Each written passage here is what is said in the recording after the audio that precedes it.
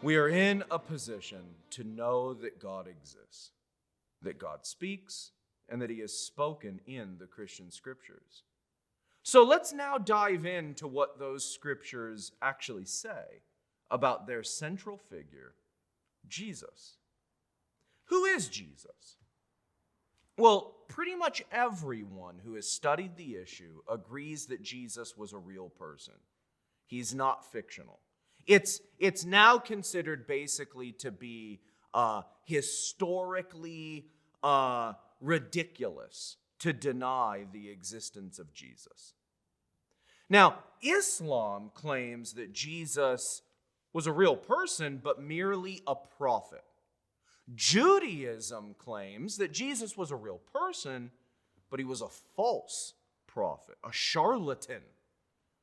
Eastern religions claim that he was one amongst many enlightened humans. Now, each of those claims clash with what the New Testament says about Jesus, which is where we learn about him. So, each of those, Islam, Judaism, Eastern religions, they misrepresent the New Testament. And in doing so, it's difficult to know why we should trust them about their understanding of Jesus, since it's the New Testament where we learn about him. So, the idea here is this. We learn about the existence, we learn about the person of Jesus from the New Testament, and yet these other religions that agree that Jesus existed and in most cases agree with all sorts of events in his life, yet they reject the central claim, or one of the most important claims about Jesus, from the major source, the fundamental source we have about him. So they have a tension in their own articulation of who Jesus is. So let's put it like this. These other religions, Islam, Judaism, and various Eastern religions, they face a coherence and explanation problem. They don't cohere with the primary source that we have of the life of Jesus. And they fail to explain all sorts of things about Jesus that demand explanation. So to see this more clearly, let's take a look at the Christian view of Jesus. According to the Christian view, Jesus is divine. He shares the same nature as God the Father, and yet is a distinct person from God the Father.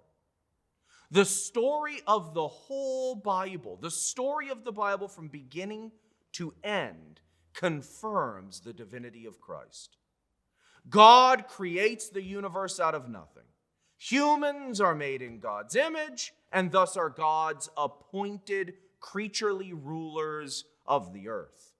And God rules humans. Humans rejected God's rule over them. So humans deserve death, divorce, separation from God. That's what we asked for. But out of pure mercy, neither goodness nor justice requires this.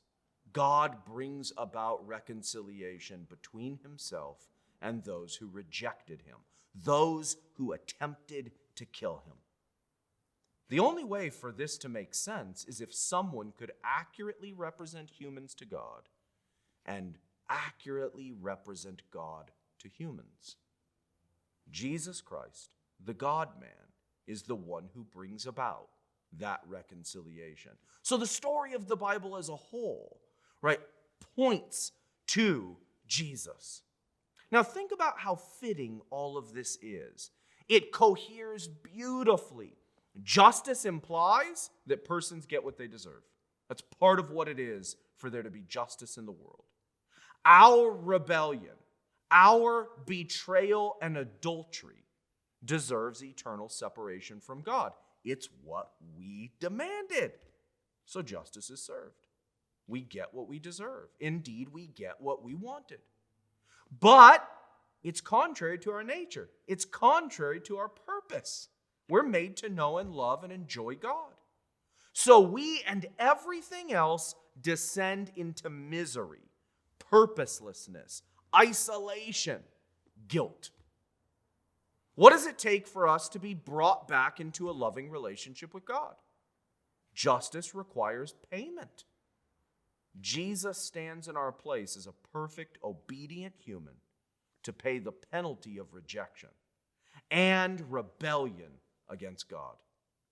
But to be restored in a loving relationship with God not only requires that justice is served, but also requires holiness, righteousness, perfect devotion, and worship.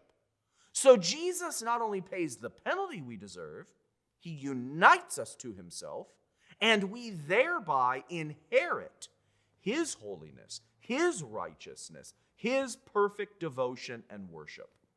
And so by being fully divine, our being united to Jesus is in fact being united to God. Jesus is the bridge between humans and God, since Jesus is both human and divine. So it's important to see that this story of the Bible, the story is all about God's saving people from the misery they've fallen into. And that coheres with all of the other things that we can know. That is, given what has already been said in the readings and previous lectures, we should expect that God would become a human to demonstrate who he is and to rescue us from our sin and misery. At the very least, such a thing is not surprising, given God is personal and absolutely holy, loving, good, and just. We are made in his image and designed to be in a relationship with him. We rejected him and abandoned him. God's goodness includes love and justice. Our betrayal requires death, and so our reconciliation requires death. And our reconciliation with God is fittingly, beautifully, miraculously accomplished by God. We should expect that if and when God becomes a human, that humans will in some way, or that he will in some way convey that he is both God and man. So I know I've said this multiple times now, but the idea is to get it in our heads that what we can know about the nature of God, what we can know about the nature of humans, fits so perfectly, so incredibly beautiful with the story that the Bible tells. It's unsurprising that God would indeed rescue us by becoming a human. And that's who Jesus is. Jesus demonstrates to us in Scripture, in his life, his divinity. How does he do it? Well, his moral perfection. He's sinless. By performing various miracles, and especially the miracles of healing. And the fact that he fulfills the requirements of the promised one to come. That is, Jesus, as we said earlier, Jesus fulfills the Old Testament. He completes the Old Testament. Finally, he demonstrates his divinity through his resurrection from the dead. Given that sin requires death, the total absence of sin and presence of perfect holiness would imply that death cannot hold this person. So death is a consequence of sin. No sin means the power of death cannot win. Okay, so we have some good reasons to believe that Jesus did claim to be both God and human, and that those who followed him wound up believing that he was both God and human. But is such a thing possible? Is it possible for one person to be both divine and human? Some people think not. Some people think that the God-man, the idea that one person is both, divine and human, is like a square circle, that such a thing is impossible. Think about why they might believe this, why some persons might say that. The claim that Jesus is both God and human implies the claim that he is both infinite and not infinite, that he is both eternal and not eternal, that he is both immutable and not immutable, that he's both omniscient and not omniscient. You get the idea. Jesus didn't cease to be God when he became man, so we can't get out of the puzzle by saying that, look, he gave up his infinity, eternality, immutability, and omniscience when he became a human. Okay, we need to be very careful here. Keep this in mind. From the fact that I cannot understand how something is possible, it doesn't follow that it's not possible. That's a truism, right? We should go into any investigation with that in mind. So my ignorance of how something is possible certainly doesn't imply that it's not possible.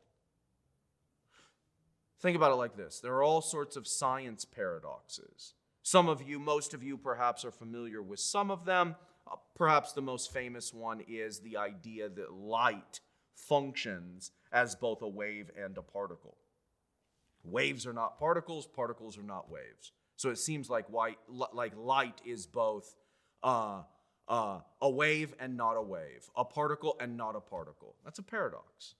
There's also deep paradoxes in science at the smallest level, the level of quantum physics, and the largest level, the level of general relativity. It looks like they are incompatible with one another. Deep paradoxes in science. There are all sorts of philosophical paradoxes. And, as we've just noted, a theological paradox. Existence as we know it is deeply mysterious. If you think hard about it, the fact that you exist is really weird. It's odd. Our own existence, right, is weird. Why me and not some other being? Right? Why was I born when I was born, where I was born, with the features I have? Could I have been born in another country by different parents? Could I have been born at a different time? Existence itself is fascinating and weird. That's part of what makes it wonderful. So if you think about it, wonder is everywhere. Fascinating mystery is all around us. We don't see it, though, because we don't typically care or make an effort to see it. So the idea here is this: simply because it might seem paradoxical that Jesus is both God and human, it doesn't follow that it's impossible. In the same way that it's paradoxical that light functions as both a wave and a particle, it doesn't make it impossible. Look, we know that Jesus claimed to be both God and human, that his immediate followers wound up believing that he is both God and human, and that he did a bunch of stuff during his life that points to him being both God and human. And we can also know that it's not incoherent or contradictory for one person to be both God and human, even if we can't fully explain it. Here, one way of doing this is just pointing out that Jesus is infinite in virtue of his divinity. He's finite in virtue of his humanity. He's eternal in virtue of his divinity. He's temporal in virtue of his humanity.